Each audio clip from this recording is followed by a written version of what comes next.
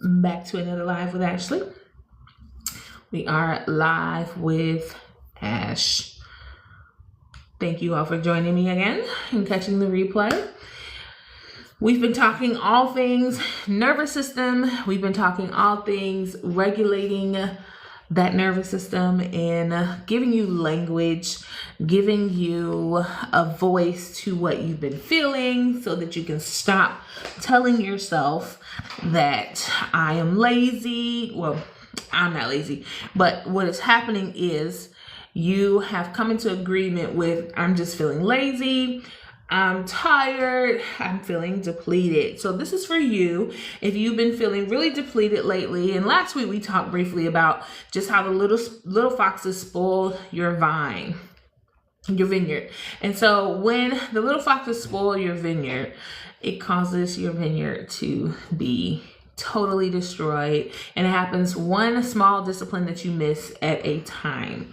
Okay, and so tonight we're going to talk about the depletion loop. Okay, so all 4 steps and why it matters to your vineyard. So now that you know the 3 different states, and if you're not sure about the 3 different states I'm talking about, I'm referring to the 3 states that you have in your nervous system. So the first state is the ventral vagal state, because remember, down at the back of your neck, down through your throat, down through your lungs, through your heart, and into your gut is your highway. It's your nervous system highway that regulates safety. Okay, and so with that, there's 3 states that your body enters into. Hey y'all, thank you for joining the live and catching the replay.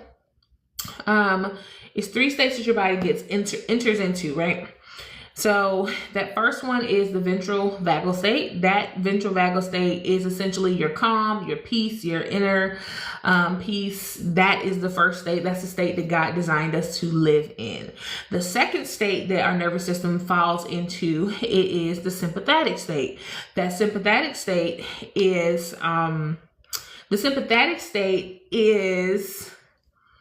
the fight or flight. Sorry, you guys. I had a little brain fart right there. It's your fight or flight stage. After you move from a fight or flight, some people tend to mix these 2 states together, which is the fight or flight, which is your sympathetic state, and your dorsal vagal state, which is your shutdown or freeze. Or you look like a deer in the head. You just like, I don't know what to do. You start dissociating, right? So those are 3 different states. And if you want to learn more about those states and how they show up in your life, go to my previous videos to check those out. I have them all up on YouTube at Ashley M. Sturgis on all platforms. So now that you know the different states, here's the cycle that connects them all. Okay. This week we've been building towards something, the 3 different states in your nervous system and how the gut health connects to your nervous system. And today I want to show you how they all come together and how the little foxes, the little stresses, your stress and your trauma all feed the same loop that's been keeping you from tending your vineyard. Okay. And so number 1, the first step is small things go undone, the little foxes begin to enter. So disorder builds in your environment, habits, and in your inner life. Step number 2, your body sends danger signals up the vagus nerve, remember, up from the gut into the back of your brain, which is where that vagal nerve is. And it sends messages that something is wrong. We are not safe. All right. Step number 3, once the brain enters states 2 or 3, which is your fight or flight or your shutdown and freeze, or fawn, some people call it, it enters into survival mode. Okay, so there's a process that you go through before you actually get into survival mode. And this has a lot to do with why you feel depleted a lot, why you don't have motivation, why you start things but you don't finish them. Okay, and so all resources from your brain goes to the external threat. And so when all your resources head over to take care of the external threat, self-care becomes impossible. Motivation becomes impossible. Wanting to follow through for yourself becomes impossible when you enter into survival mode, because now the brain is like, we have to protect ourselves. It's time to put up our weapons and it's time to fight. And for some of you all, once you can enter into survival mode, but you enter into state 3, and state 3 says, I am just gonna not do anything. You have that decision fatigue. If you've ever had decision fatigue, I want you to put a 1 in the chat, where it's like, I'm tired of making a decision. I don't want to do anything. I want to just sit here and not have to deal with anything. So much so that your head starts to hurt. Your head starts to pound, because the alert systems are going off in your body and your brain. It's like, hey, something is wrong right now. But because a lot of times we don't have language for what it is that we're dealing with, we find ourselves dealing with depletion. And so depletion can literally rob you of your peace. It robs you of your joy. It robs you of relationships and connections. It also robs you of your calling, because if you're too tired to follow through on writing that book, if you're too tired to have sex with your spouse, if you're too tired to spend time with your children, you are losing something. It is costing you something. Okay? Hold on 1 second for me to switch this. It's costing you something. Okay, so what is it costing you when you're in survival mode? That's what I want to know. What does it cost you when you're in survival mode? And so I know for me, it cost me my health. And so I started to develop thyroid issues. So now it's not a huge thyroid issue, but it started to create a cyst on my thyroid. And so that can turn into cancer. Okay? Cancer is literally a rebellious cell. It is a cell that does not want to obey commands that your brain and your body is sending it. All right. And so step number 4 is you start ghosting yourself.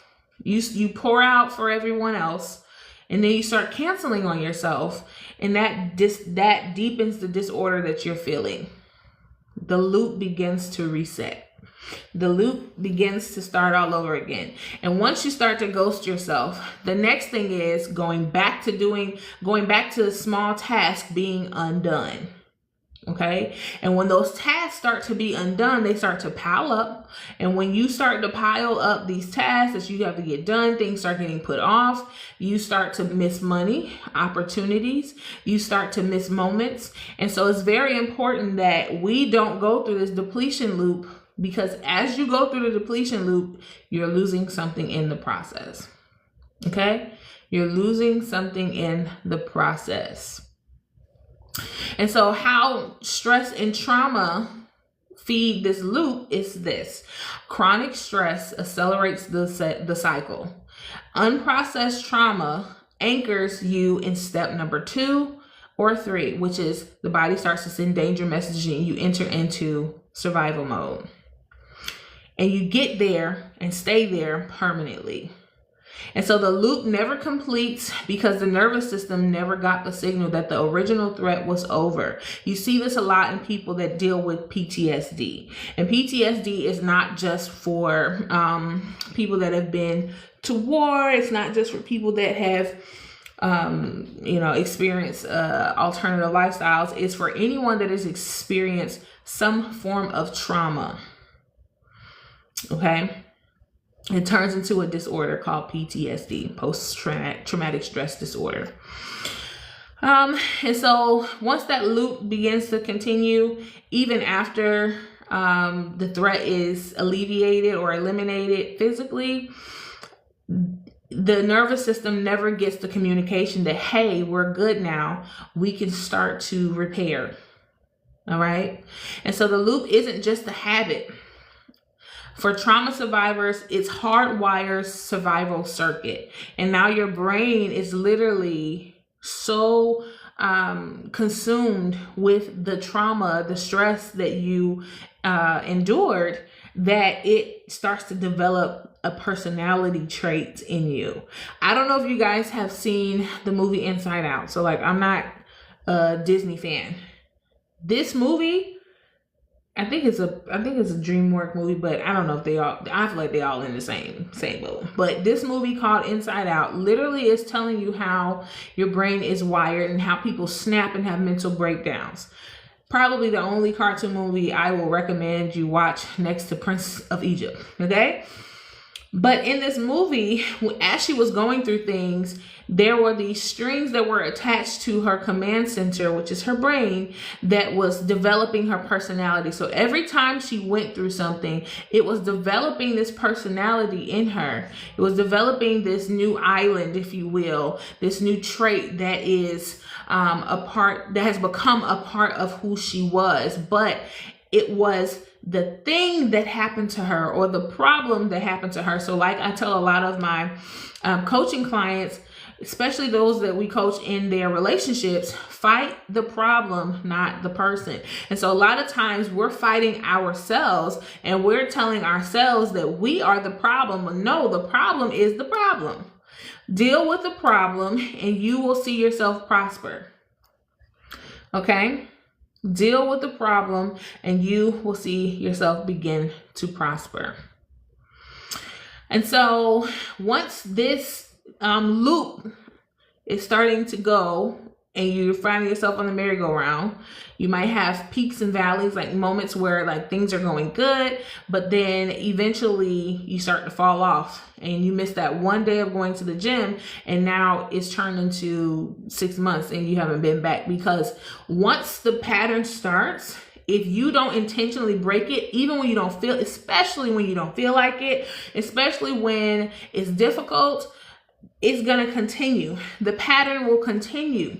There's a little soundbite out now that says, break the pattern today or the loop will repeat tomorrow. If you must break the pattern today or the loop will repeat tomorrow. Literally, that is what I'm talking about. The depletion loop starts with the small things. Step 1, the small things go undone. If you continue to miss your morning prayer time, if you continue to miss Bible study one time, but then the next time Bible study comes around and you don't go, now you've entered into the pattern. Okay? You have to break the pattern the moment that you recognize, oh snap, the little thing went undone. And so Song of Solomon, chapter 1:6 says, they made me keeper of the vineyards, but my own vineyard I have not kept. Okay, this is the Shulamite woman. She was talking about, she was also so busy tending to everyone else's vineyard that hers went to ruin. That's where we get the little foxes ruining the vine. Okay, some people think Songs of Solomon is only talking about sex and intimacy with a spouse, but it's really talking about the care and attention that we should be providing or receiving or creating with God. The vineyard is us. The relationship between the bride and what people believe to be Solomon, because I don't think they say the name in there exactly, but is to be a representation of the husbandman, which is God. And so in that book of the Bible, if you're looking at it with spiritual eyes, it's talking about the love walk, the love affair between a husband and a wife. And if we are the bride of Christ as the church, and our vineyards are our lives, our ministries, our marriages, we have to make sure we're tending to them well for the benefit of the marriage. Okay. And so the vineyard is your body. The vineyard is your calling. The vineyard is your inner world, your inner life. Your creativity is your vineyard. Your relationship with God is your vineyard. The loop has been keeping you from it. If you keep allowing the little things to go unchecked, if you keep saying, I'll do it tomorrow, tomorrow will come and then it'll cost you. You got stuff in your car that you're supposed to take back to Amazon months ago. Now you done missed the window. Now you have expended money on something that you probably shouldn't have bought in the first place. But then you had a grace period where you could have returned it and you would have been able to get your money back so they could be used for something else. But that's how the loop begins. We ride around the car. We didn't pass by the UPS store I don't know how many times, and we just keep not doing it. You're choosing to not do it because you don't feel like you have the time, you don't have the energy. It was like, oh, I'll get to it tomorrow. And then now the grace period closed, and now you're out of however much money that item cost you. We do this a lot with donating clothes to charity. We'll bag it up. We have every intention on getting it done, bagging it up, putting it in our cars, and then we ride around for months with charity items in our vehicles. And that is representation of spiritual weight. We ride around our lives for months with this spiritual weight, the spiritual baggage, these assignments that God has called us to, and we end up not completing them. And then we get upset when we say, I had that idea like 5 years ago. So what you're telling me is God gave you 5 years to complete a task, and you ended up not doing it. And now you're upset. And now you want to say, they stole that idea from me. Did they?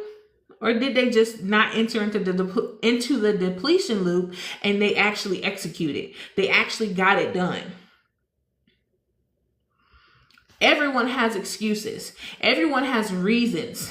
You have time, money, effort, energy for what you so choose.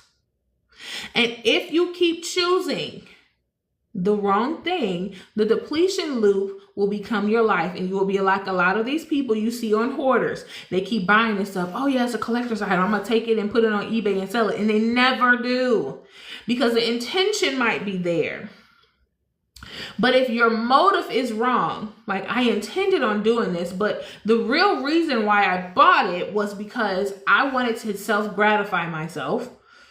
I wanted to fulfill a moment where me buying this felt good. And then when it comes to something that you actually really need to buy, you don't have the means for it because you have expended your money on things that were not meant to be purchased. And now you're back in the loop. Okay? Now you're back in the loop. And the loop continues. And as the loop continues, it makes it harder and harder for you to continue to take care of your garden. Your vineyard begins to spoil. You ever ride past a house and the grass and the shrubs are all grown out and you think surely no one lives there. And it looks like there's no life there. Well, you can go right next door and you can see the grass is plush. You can see that the house has been pressure washed and all of these things. That's because someone took the time, even when they didn't feel like it, to upkeep it. Someone took the time and said, you know what? I'm going to write 1 sentence a day for my book until my book is complete. Now listen, I'm not judging any of you because I too was in the depletion loop. This is how I can speak to what you're dealing with, and you start to feel lazy, especially for my high achieving women, men and women. You start to beat yourself up. You start to criticize yourself. And then, then you will find yourself going to do a good thing so that you can get that intrinsic reward that you should have been getting from your obedience to God and your upkeep of your own personal life and commitments to yourself. You will trade that in because it's easier just to go and help somebody else than it is to help yourself. It's easier to say, you know, this person needs me, but you need you. You need you to follow through for yourself. You need you to exercise. God needs you. Because what is on your life, what God has put on the inside of you, he needs to get out to get to other people. So it's easy to put yourself on the back burner and say, I'll get to me later. And then you find yourself in a hospital because you done had a heart attack or something, God forbid. And now you're forced to take care of yourself. Remember yesterday we talked about rest, right? You don't want God to have to put you on bed rest in order for you to rest. You know how people, they break their ankles and break their legs and arms and stuff and they're forced to rest. Don't be that person. Because 9 times out of 10, when people injure themselves from something that they otherwise would not have normally injured themselves from, it is because God is trying to tell you something. What the old people say, God is trying to tell you something. But he is. God is always communicating to you. But if you can't receive messages in your brain, you can't see clearly, you can't hear clearly because you think you tripping. The truth is, nothing can get through to you until you make a decision that, hey, I'm in a pattern right here, and I'm tired of being in this pattern, and I'm gonna break this pattern by getting up and doing something that I don't feel like doing necessarily. I'm gonna get up and do it. Okay? Because no one cares about your feelings. Your feelings don't matter when it comes to obedience, when it comes to your brain health, your mental health, when it comes to your well-being. Your feelings should not be dictators for you. They are messengers, okay? But they should not be leading your life. All right? So going forward, when we have things that disrupt our vineyards, we lose more than we realize we're losing.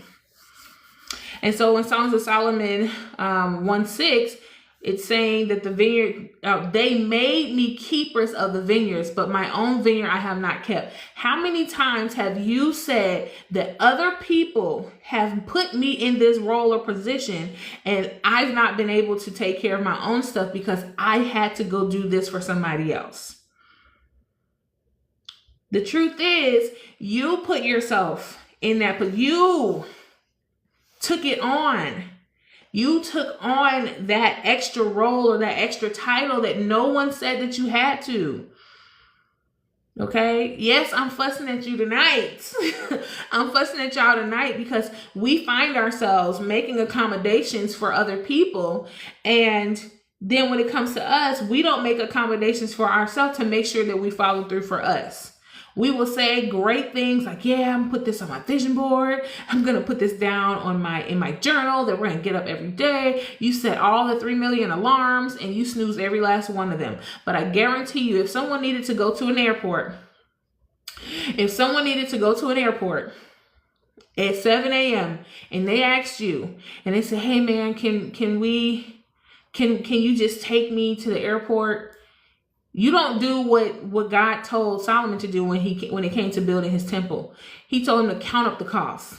What is this decision going to cost you? What is this decision going to cost you? What is in your best interest at this time? Is this a good thing or is this a God thing? This is how I make all of my decisions. When it comes to phone calls, is this a phone call I need to be having right now?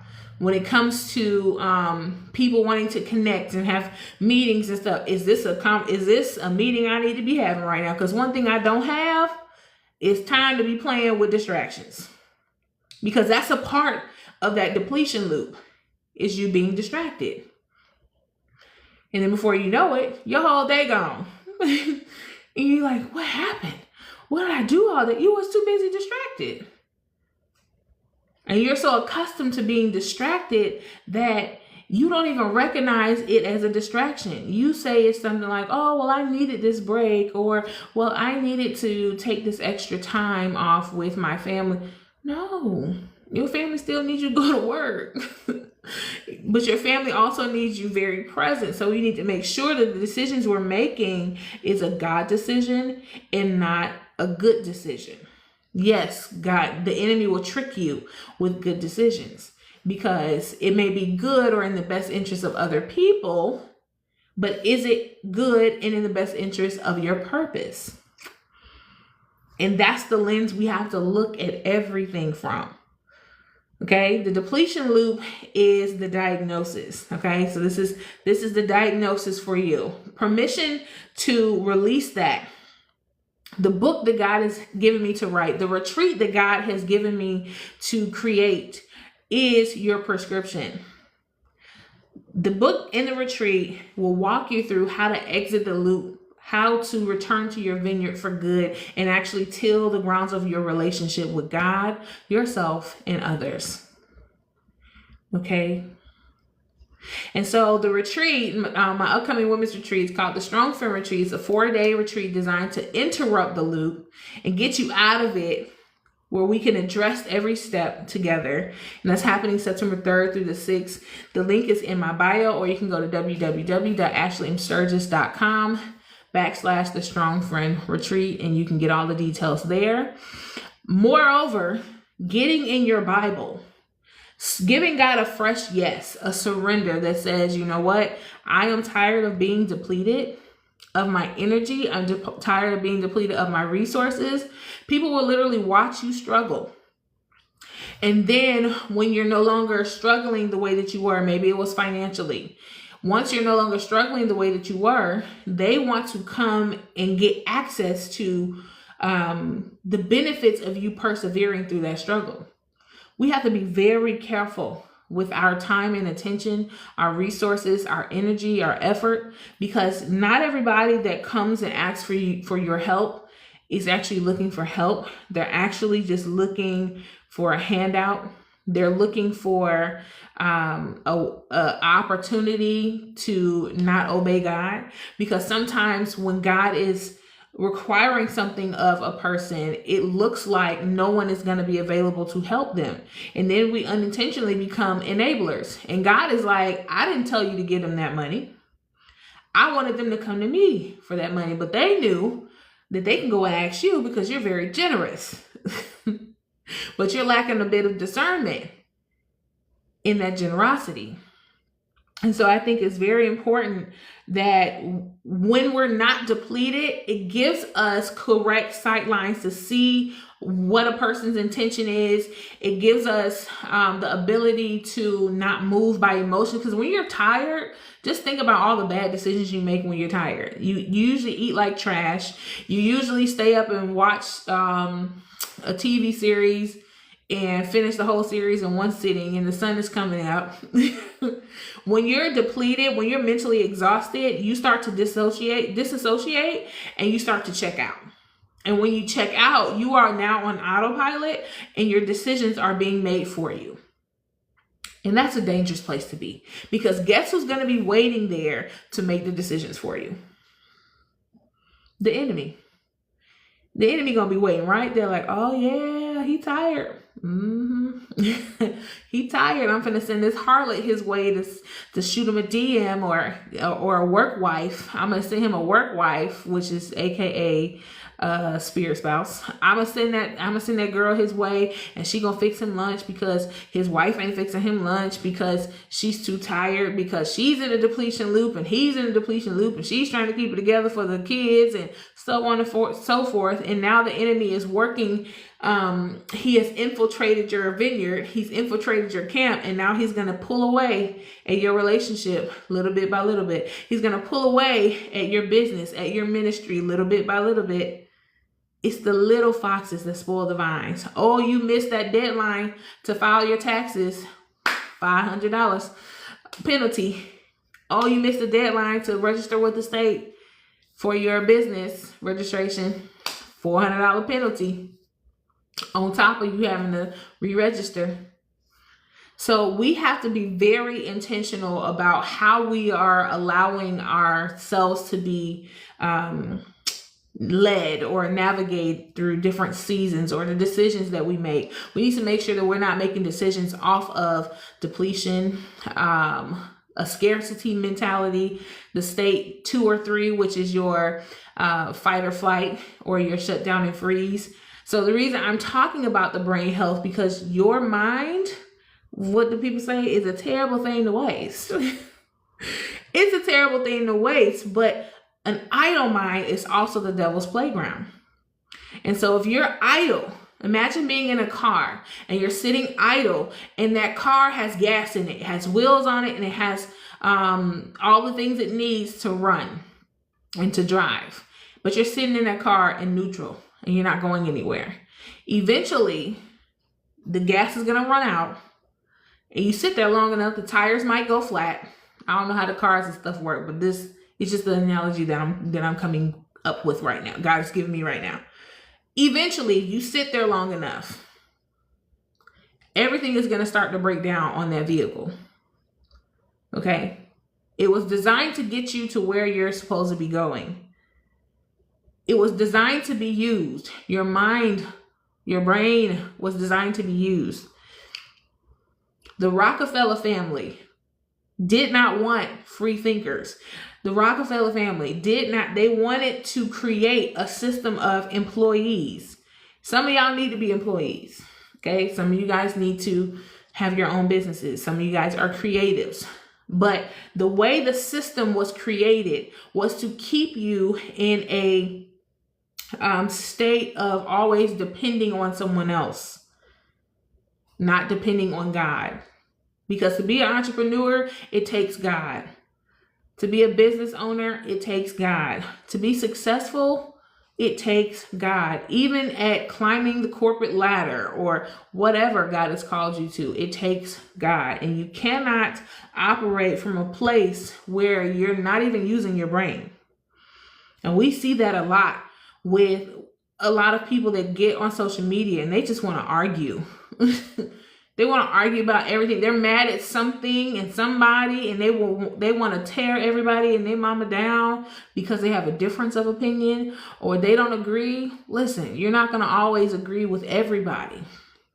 The truth is, you being angry with that person and spending your entire day, you know how people are like, oh, I got time today. You got time every day, brokey. You got time every day because you're broke, you're broken, and you're trying to go and break other people. It is a demonic cycle. So, whoever that was for, I hope you are hearing what I'm saying. You need to use your brain. And so it's important that your brain is well because it makes decisions for you, okay? Your brain was designed to keep you safe, but sometimes it can make you sick. Holding on to past hurts and traumas and all of the thoughts that race through our mind. The Bible literally gives us all of the answers and solutions to these problems. Go rest. Go eat. Get some water. Lie down in green pastures. What do people call it now? Grounding.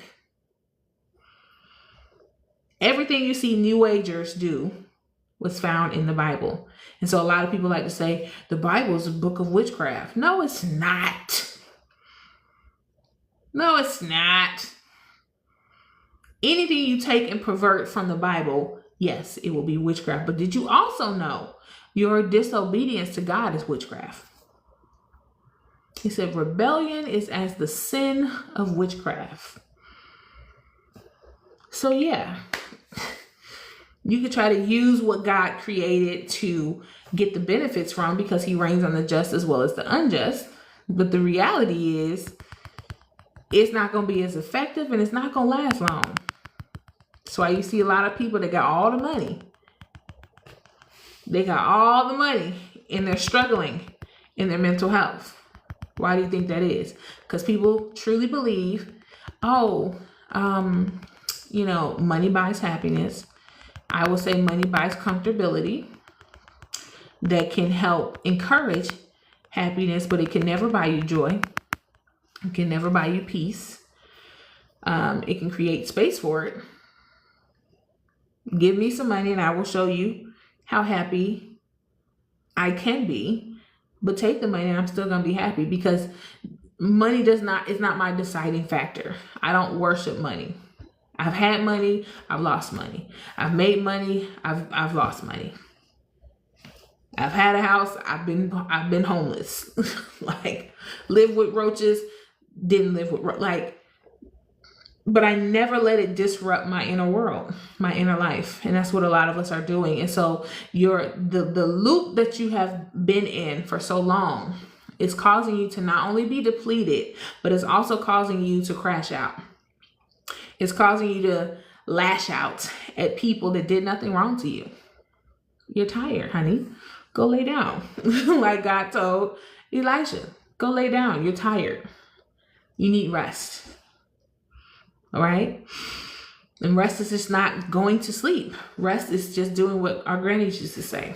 I'm resting my eyes. Which means I'm taking a moment to shut my brain off and just be. And a lot of you have not been able to just be for an extended period of time.